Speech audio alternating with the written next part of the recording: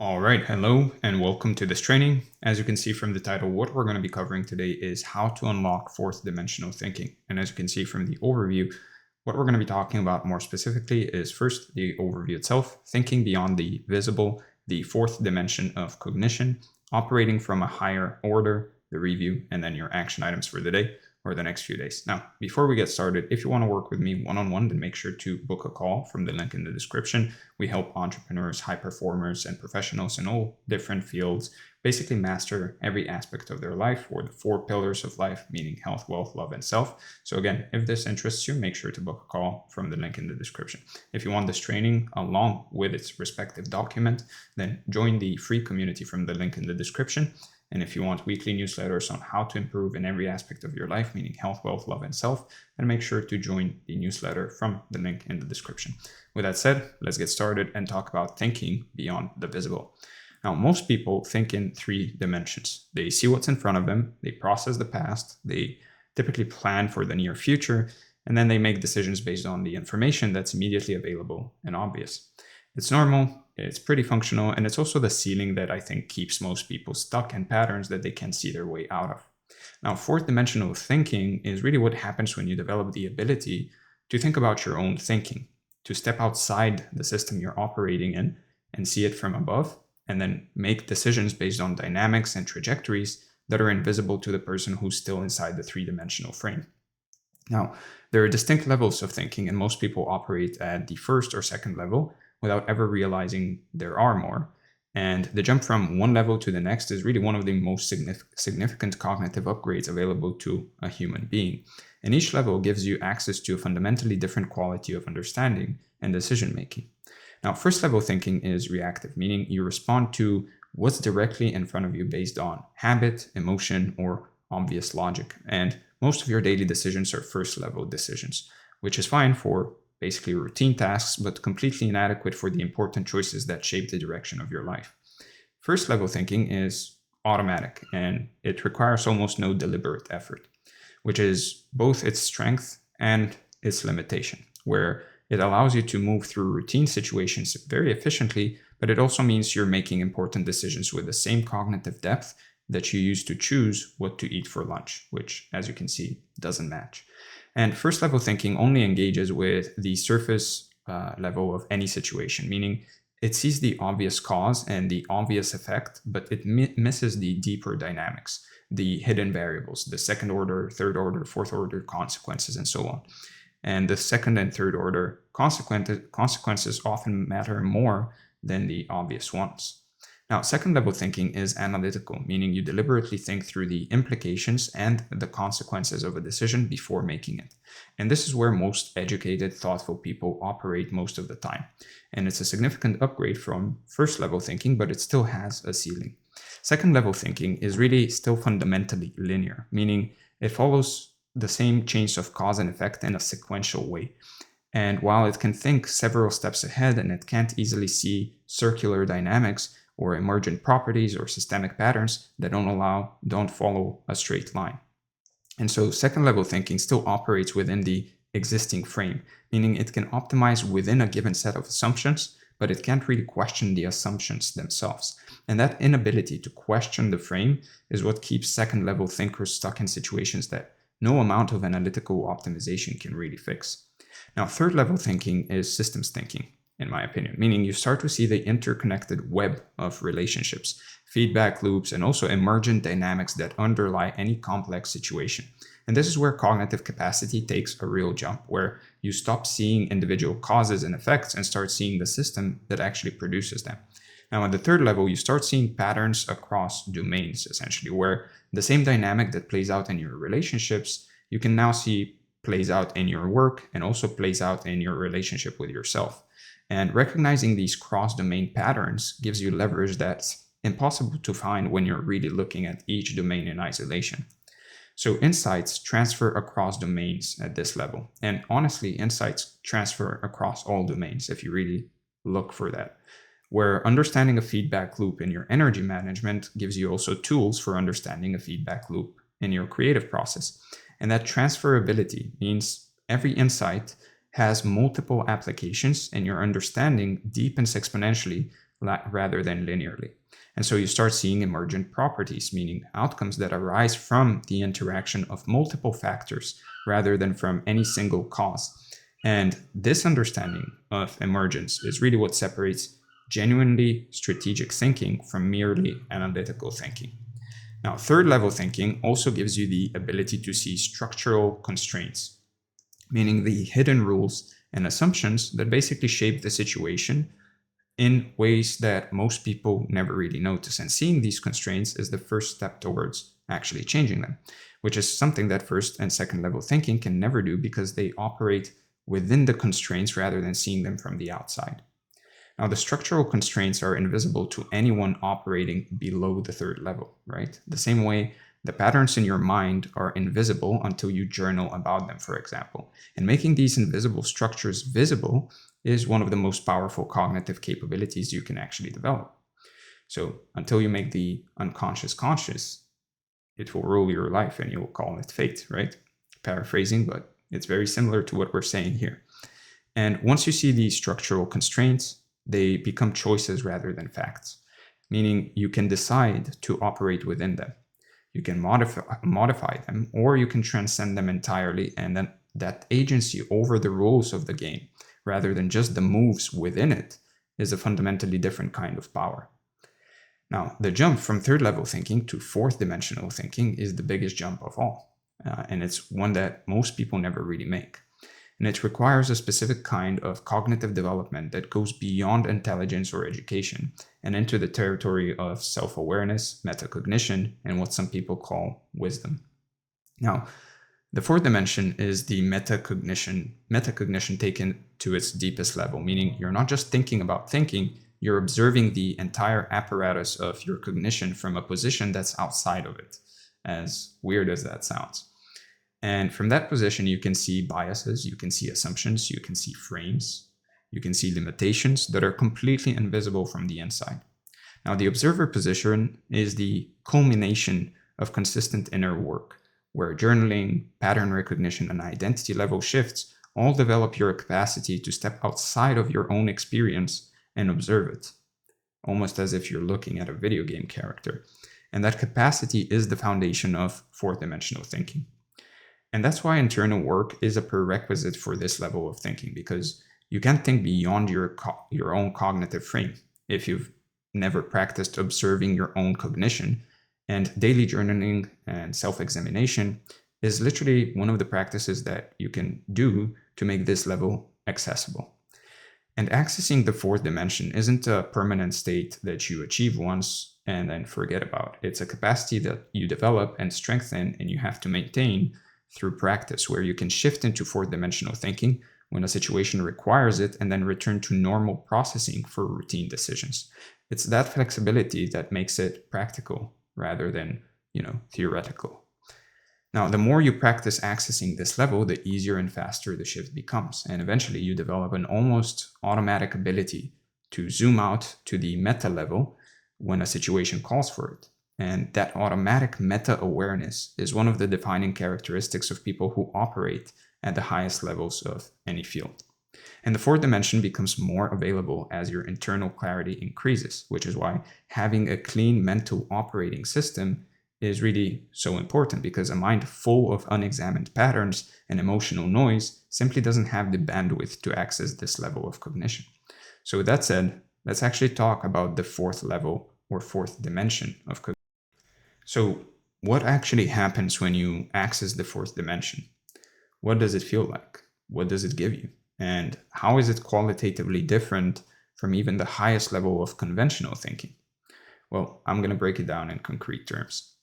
The defining feature of four-dimensional thinking is really just perspective, meaning the ability to see any situation from multiple vantage points simultaneously, including vantage points that you're not currently occupying. And this is multi-perspectival awareness that gives you a completeness of understanding that single perspective thinking can never achieve. Unlike lower levels of thinking where you can shift between perspectives sequentially, first looking at it from your angle, then from theirs, fourth dimensional thinking holds multiple perspectives at the same time. You can argue both your own point and the other person's point and a third party's point at the same time, which means you can see how different viewpoints interact and influence each other in real time, and that simultaneous awareness will reveal dynamics that sequential perspective taking misses.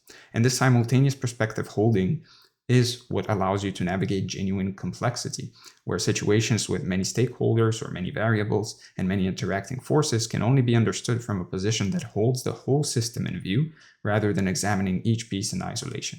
And paradoxically, holding more perspectives at once actually produces greater clarity rather than greater confusion, because the multiple viewpoints triangulate on the truth in a way that any single viewpoint can't.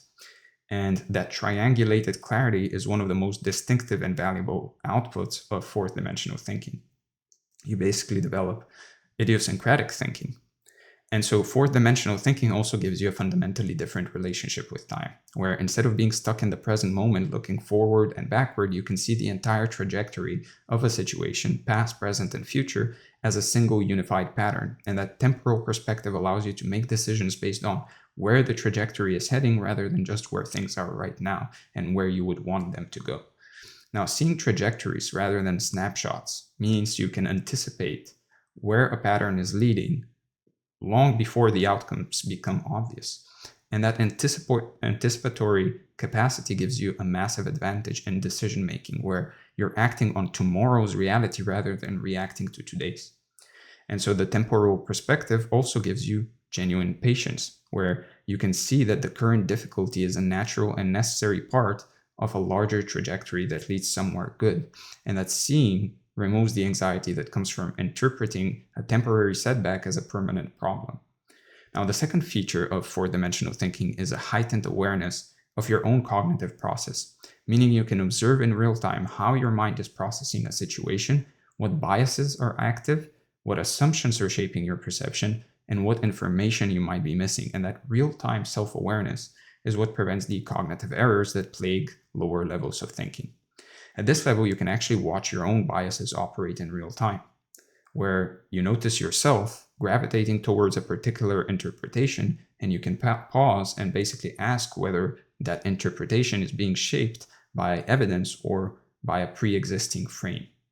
And that ability to catch your own biases mid-process, mid-conversation, mid-whatever, is extraordinarily rare and extraordinarily valuable. And real-time bias detection also allows for real-time correction, right? Naturally, where you don't have to wait until after a bad decision to realize your thinking was distorted. You can correct it in the moment before the decision is made. And that preemptive correction eliminates a huge category of errors that most people only recognize in hindsight. And this level of cognitive self-awareness also produces genuine intellectual humility, where you become deeply aware of the limitations of your own thinking and the many ways your perception can be actually distorted. And that humility makes you more open to information that challenges your current view, which further improves the quality of your thinking. And you can also observe the frames you're using to interpret reality, meaning the underlying assumptions and categories and mental models that shape how you see a situation. And seeing those frames gives you the ability to change them deliberately rather than being unconsciously controlled by them. Now, most people are locked into a single frame for any given situation, and they don't even realize that the frame exists at all. So not only are they stuck there, they're not even seeing, they don't even know that there is a frame in the first place. But at the fourth dimension, the frame becomes visible and therefore becomes a choice. And the ability to choose your frame, to choose your perspective, is, to a degree, one of the most powerful cognitive capabilities that exists. And being able to shift between frames rapidly means you can actually see any situation through multiple lenses and choose the lens that gives you the most useful understanding. And at the end of the day, it doesn't really matter which one you choose, because if you achieve fourth level thinking or fourth dimensional thinking, you realize that all of them are equally true to a degree, right?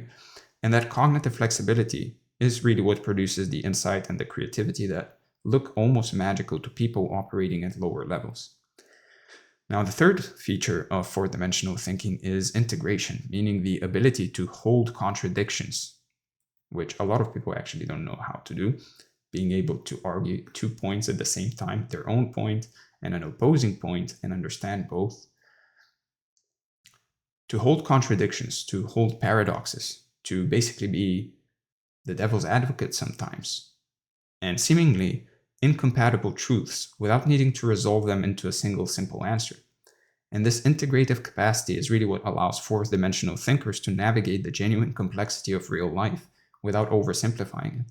Real life is full of paradoxes, situations where two apparently contradictory things are both true at the same time.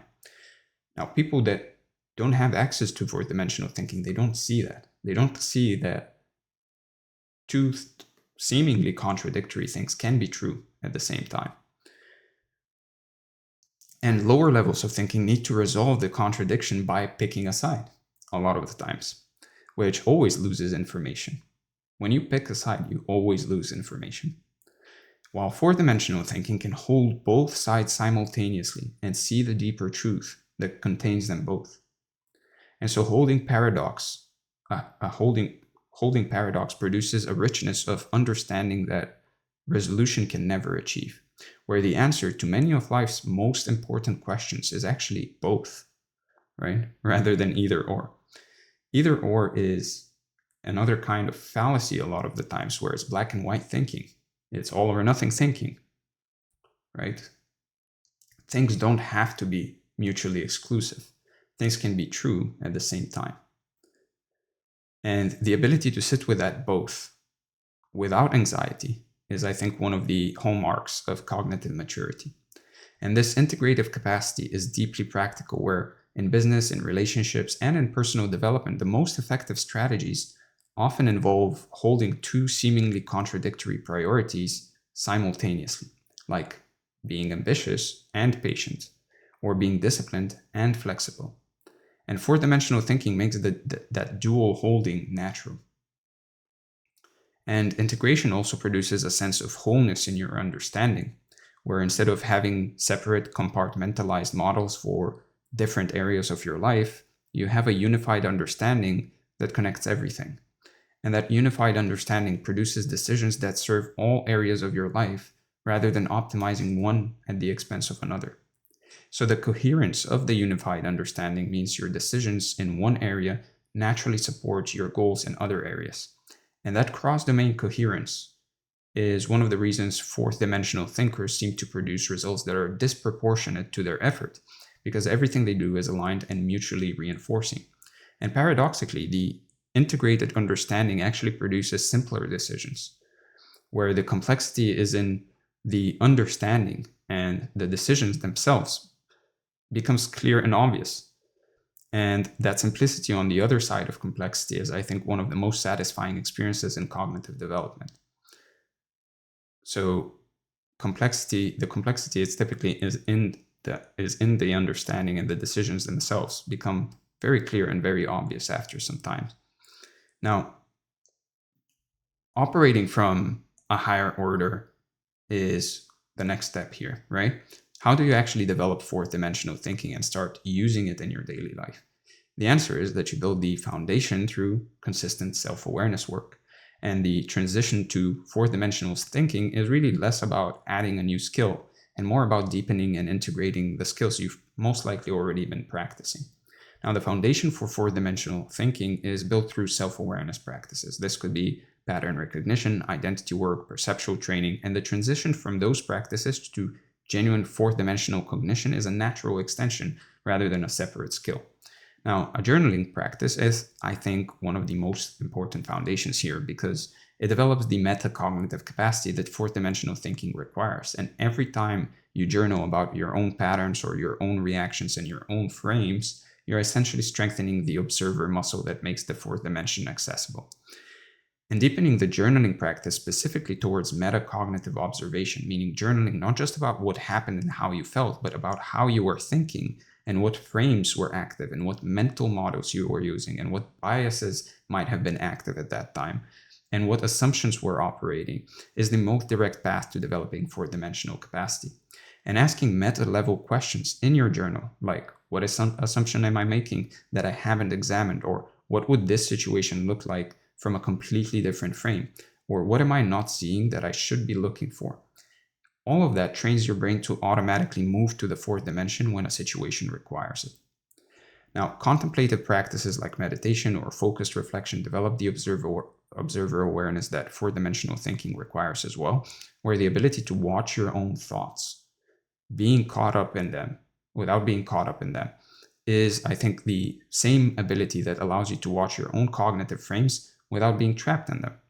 Even 5 minutes a day of simply observing your own thought process without engaging with the content, just watching the thoughts arise and then pass, like waves essentially, builds the metacognitive muscle that makes four-dimensional thinking possible. And the mental stillness that contemplative practice develops, the idea of a clean mental operating system, creates the cognitive space that is needed for higher order thinking to even emerge, because a noisy mind simply can't access this level of cognition. And of course, there are other practices here that you could implement, but they go beyond the scope of this training. And also, a lot of people don't even do this. A lot of people don't even just sit down to journal what happened, how they felt, but also any of the biases that might have been happening, any of the mental models that they might have been adopting in that moment, any of the assumptions that they were making. And so this is enough for now. Meditation and journaling. If you start doing this and you improve, then you might want to start looking for other practices that will deepen this even more. But for now, the practical development of four-dimensional thinking happens through deliberate application, right? In real situations, meaning you take the metacognitive capacity you built through journaling and meditation and contemplation, for example, and you actively apply it to the decisions and challenges you face in daily life. So start by choosing specific situations where you deliberately shift into fourth-dimensional mode. It could be important decisions, interpersonal conflicts. It could be strategic planning sessions. It could be during those situations. It's during those situations that you need to practice observing your own thinking process, questioning your frames, holding multiple perspectives simultaneously, and looking for the hidden dynamics that lower level thinking would miss. Now, the shift into four-dimensional thinking often starts with a deliberate pause, right? Where instead of reacting immediately to a situation like you normally would, you stop and create space for the meta-level awareness to actually activate. And the thing is, yes, it requires a bit of effort in the moment. It requires you to remember that you actually want to be doing this, but it becomes easier over time. And that pause between the stimulus and the reaction, between the stimulus and the response, is really where it all happens, right? And the quality of the questions you ask yourself during that pause really determines the quality of the thinking that follows. Where, of course, surface level questions produce surface level thinking, but questions like, what's the system that's producing this outcome? Or what frame am I operating from that's shaping how I see this? Why am I even arguing this point in the first place? These kinds of questions produce fourth-dimensional insights. And as the practice becomes more natural, you expand it into more and more of your daily experience, where you spend increasingly more of your waking hours in at least partial metacognitive awareness. And that expanded awareness gradually becomes a persistent background mode that enhances everything you do. Now, over time, the fourth-dimensional awareness becomes semi-automatic, where you don't have to deliberately invoke it. It's just running in the background, and that background meta-awareness is what people are describing when they talk about operating from wisdom rather than just from intelligence. And the integration of fourth-dimensional thinking into your daily life also doesn't mean that you're constantly in deep metacognitive mode. Of course, that's not very possible, that you're constantly aware of everything that you're thinking and feeling and all the assumptions that you're making and how you got to a certain conclusion. But it does mean that you have access to that mode whenever a situation calls for it. And the access becomes so fast and so natural that it feels like an extension of your normal thinking rather than a separate process. And so the practical impact of four-dimensional thinking on your life is profound, where the quality of your decisions improves dramatically and your ability to navigate complex situations also increases, and your relationships deepen, and your capacity for genuine creativity and original thinking expands in ways that are difficult to describe to someone who hasn't experienced them. And your decisions become more and more precise and more effective, where you're accounting for variables and dynamics that most people don't even see. And the long-term outcomes of your decisions also improve dramatically because you're making them from a position of much more complete understanding. And so the decisions also come with more confidence, where the multi-perspectival understanding and the awareness of your own cognitive process gives you a much higher degree of certainty that your reasoning is actually sound. And that confidence reduces the second guessing and the decision anxiety that consumes so much of most people's mental energy.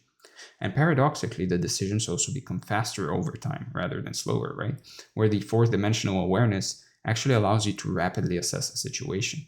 It also allows you to identify the key dynamics, assumptions, mental models, biases, and arrive at a clear decision without the prolonged deliberation that complex decisions usually require. And fourth dimensional thinking is the source of genuine creativity and original insight, where the ability to actually see familiar situations from entirely new perspectives and frames and to integrate those ideas across domains produces thinking that's genuinely novel rather than just a recombination of existing ideas. The original ideas that emerge from fourth dimensional thinking often feel obvious in hindsight, which is the mark of genuine insight, where the answer was always there, but it was invisible from any perspective lower than the fourth dimension. And finding it often feels like you're seeing something that was hidden in plain sight. And so the creativity that comes from this level of thinking is what allows you to make a genuine contribution, where instead of repeating what others have said or doing what others have done, you can actually produce something that's authentically new and genuinely valuable. And that capacity for original contribution is, I think, one of the most satisfying outcomes of the entire developmental journey. Now, with that said, let's cover the review. We talked about the overview, thinking beyond the visible, the fourth dimension of cognition, operating from a higher order, the review, and then your action items for the day or the next few days. First, spend 10 minutes today sitting quietly and simply observing your own thought process without engaging with the content. Just noticing how thoughts arise, what frames they carry, and what assumptions are embedded in them. And in your next journal session, add 3 meta-level questions to your reflection, like what frame was I operating from today? What assumption did I make that I could question? And what would this situation look like from a completely different perspective? And what would this situation look like from 3 completely different perspectives? And then choose one important decision you're currently facing and deliberately apply fourth dimensional thinking to it by holding multiple perspectives simultaneously, identifying the hidden dynamics and the structural constraints, and observing your own cognitive process as you work through it. Now, with that said, I hope you enjoyed this, a bit different from the usual content. If you did, make sure to like the video, subscribe, comment below what you'd like to see next. If you want to work with me one-on-one, again, make sure to book a call from the link in the description. Once again, if you want this training along with its respective document and text, make sure to join the free community from the link in the description. And if you want weekly newsletters helping you improve every aspect of your life, meaning health, wealth, love, and self, make sure to join the free newsletter from the link in the description. With that said, thank you for being here. Thank you for the support as always, and I'll see you in the next one.